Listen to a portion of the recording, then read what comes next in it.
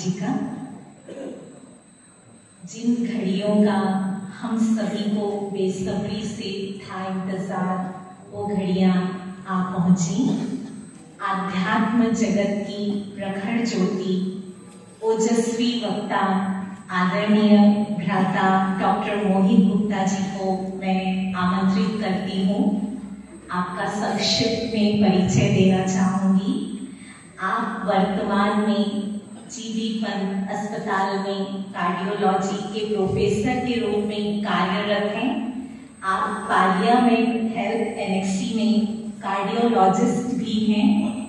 आपने अपने चिकित्सा कैरियर में 18 से भी अधिक स्वर्ण पदक और 5 रजत पदक प्राप्त करने की एक विशिष्ट उपलब्धि हासिल की है। आप विश्व स्तर पर किए जा रहे कई शोध परिणामों के प्रमुख अन्वेषक भी हैं। आपने हार्ट अटैक के रोगियों में आर्टिफिशियल इंटेलिजेंस में उत्कृष्ट सहयोगी कार्य के लिए कार्डियोलॉजिकल सोसाइटी ऑफ इंडिया द्वारा वर्ष 2021 के लिए राष्ट्रीय कार्डियोलॉजी सर्वश्रेष्ठ नवाचार पुरस्कार मिला है। आपको तत्काल स्वास्थ्य एवं परिवार कल्याण मंत्री जेपी नड्डा द्वारा एक्सीलेंस इन कार्डियोलॉजी 2018 पुरस्कार से भी सम्मानित किया गया है। यंग साइंटिस्ट के पुरस्कार से भी आपको सम्मानित किया गया है 2018। आप विगत 38 वर्षों से ब्रह्मा कुमारी संस्थान से जुड़े हैं तथा प्रतिदिन राजयोग ध्यान का अभ्यास करते हैं। आपके ज्ञानवर्धक व्याख्यान दुनिया भर के लाखों लोगों के लिए प्रेरणा स्रोत रहे हैं। भारत के प्रतिष्ठित संस्थान IIM, IIT, IOL, siemens global तथा विदेशों में भी Oxford university, Cambridge university, England, America, Africa इत्यादि में भी आपके व्याख्यान हुए हैं। आप प्रसिद्ध वक्ताओं में से एक हैं।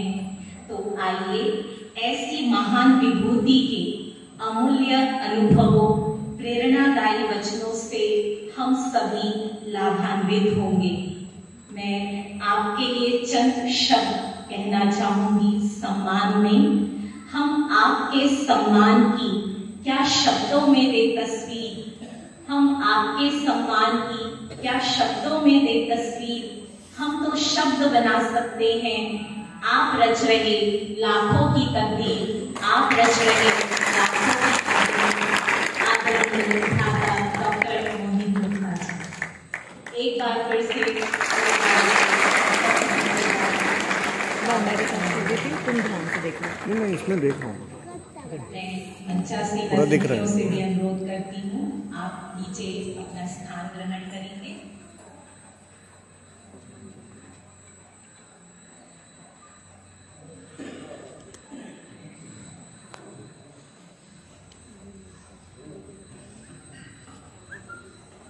इसको पकड़ के रखना, सीधा स्ट्रेट। ओम शांति। ओम शांति। शुक्रिया आपकी उत्साह भरी तालियों के लिए, आपके सत्कार के लिए। और मैं बहुत विनम्रता से नतमस्तक होकर आप सबके प्रति अपने दिल के उपकार प्रकट करता हूँ। लेकिन आप ही के शब्दों में मैं जरूर कुछ शब्द उच्चारण करना चाहूंगा कि दोस्तों, जब भी हम कहीं जाते हैं तो कपड़ों से इत्र की खुशबू आना आम बात है। लेकिन मेरा मानना यह है कि मजा तब है जब हमारी शख्सियत, हमारे किरदार से भी खुशबू आनी चाहिए। दोस्तों, आज की इस सुंदर यात्रा में मैं आपको बहुत अनोखी जर्नी पर ले चलूंगा। मैं कोई ऐसी बातें आपके सामने एक करके दूसरा बोलने के लिए नहीं उपस्थित हुआ कि आप लोग कहें कि भाई ये मेरे लिए बहुत हेवी टॉपिक है। लेकिन दिल के डॉक्टर हैं तो बातें जरूर दिल की ही करेंगे। ऐसे मुझे एक और कार्डियोलॉजिस्ट के रूप में मैडम से इंट्रोड्यूस किया गया है, लेकिन मुझे बाद में पता लगा कि मैडम तो कार्डियक सर्जन है। तो कार्डियक सर्जन है मैडम और मैं कार्डियोलॉजिस्ट हूँ, तो वो सर्जरी करते हैं, हम हार्ट की एंजियोप्लास्टी से अलग अलग प्रकार के वो करते हैं। तो दिल की डॉक्टर है तो दिल की बातें जरूर करेंगे, और दिल की बातें ना भी हो लेकिन दिल को छू जरूर जाएंगी, दिल और जीवन को परिवर्तन दोस्तों जरूर कर देंगे।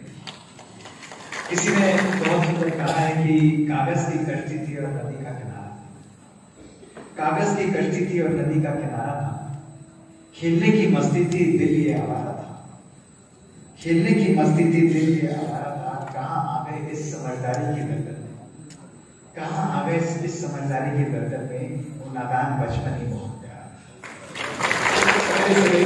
शाम तक भागती दौड़ती जिंदगी में हर व्यक्ति सवेरे से शाम निकल जाता है, अपने खुद के सुकून को हम रोज गिरवी रख के उस सुकून को कमाने के लिए रोज अपने पैसे निकल पाते हैं, और वापस आते हैं तो देखते हैं हमारे बैग में कुछ चंद रुपये तो आ जाते हैं, लेकिन सामान तो आ जाता है, लेकिन उस सुकून की तलाश हमारी कभी भी खत्म नहीं होती दोस्तों, वो सुकून हमारे जीवन में नहीं आ पाता है। एक समय की बात है, एक लड़का था, बहुत अच्छी तीरंदाजी करता था, उसको शौक था, और करते करते विश्व का सर्वश्रेष्ठ तीरंदाज दोस्तों हो गया। लेकिन जैसे वो कर रहा था तो उसे धीरे धीरे अपने ऊपर अभिमान आने लगा, उसे अपने ऊपर घमंड आने लगा, लोगों को हराता उनका उपहास करता। तो एक व्यक्ति ने उनसे बोला कि अगर तुम्हें अपने ऊपर इतना ही घमंड है तो इस गांव के कोने में एक बुजुर्ग व्यक्ति है, उसे हरा कर दिखाओ, कोई बड़ी बात नहीं है, तो छोटा सा काम है मेरे लिए।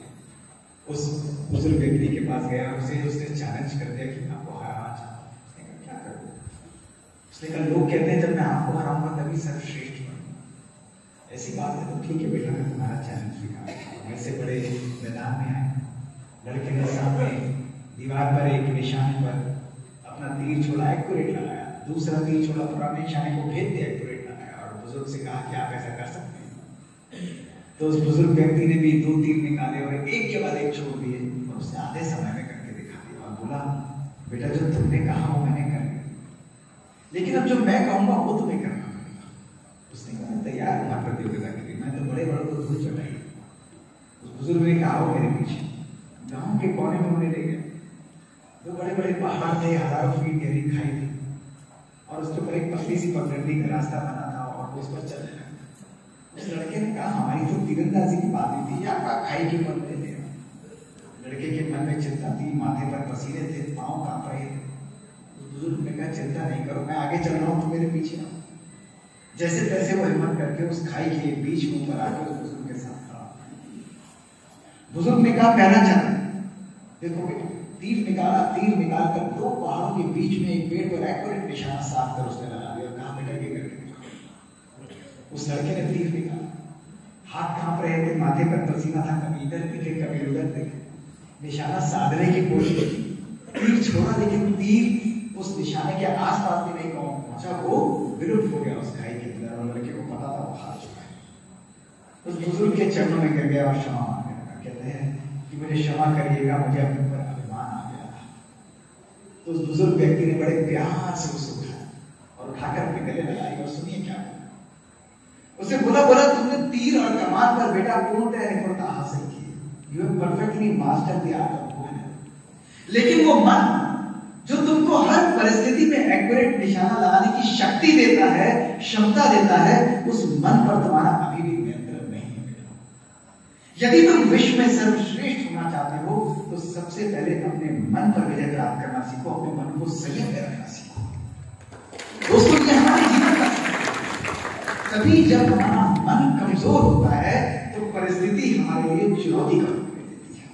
सर बता रहे हैं ना, ये मन ठीक नहीं है तो काम में मन नहीं लगेगा, इच्छा नहीं होगी। हर व्यक्ति के साथ यही बात है। जब मन हमारा स्थिर होता है तो परिस्थिति हमारे लिए चुनौती का रूप ले लेती है। लेकिन दोस्तों जब मन हमारा सशक्त होता है, पावरफुल होता है, तो वही परिस्थिति हमारे लिए कुछ करने का अवसर का रूप ले लेती है। ये केवल हमारी मन की स्थिति के ऊपर दोस्तों निर्भर करता है।